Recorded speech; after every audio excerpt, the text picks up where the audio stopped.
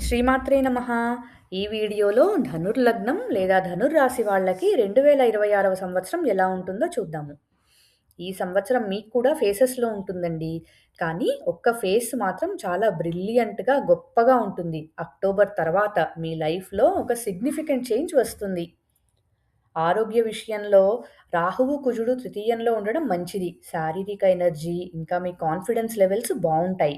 June నుండి October మధ్య మాత్రం గురువు అష్టమంలో ఉన్నప్పుడు జాగ్రత్తగా ఉండండి. ఏదైనా అనారోగ్యం అనిపిస్తే వెంటనే డాక్టర్‌ని సంప్రదించండి. ఆ కాలంలో రిస్కీ యాక్టివిటీస్ చేయొద్దు. అక్టోబర్ తర్వాత గురువు నవమంలోకి వచ్చినప్పుడు ఆరోగ్యం రికవర్ అవుతుంది. మంచి వైటాలిటీ ఫీల్ అవుతారు. ఇంకా వృత్తి గురించి చెప్పాలంటే సంవత్సరం మొదట్లో గురువు సప్తమంలో ఉంటారు కాబట్టి బిజినెస్ పార్ట్నర్‌షిప్స్, కొలాబరేషన్స్ అవన్నీ బావుంటాయి.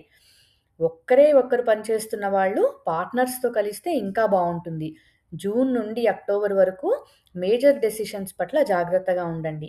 అక్టోబర్ తర్వాత గురువు స్వగృహంలోకి అదే ఉచ్చలోకి వచ్చినప్పుడు మీ real turning point business growth, career advancement ఇవన్నీ యాక్సిలరేట్ అవుతాయి.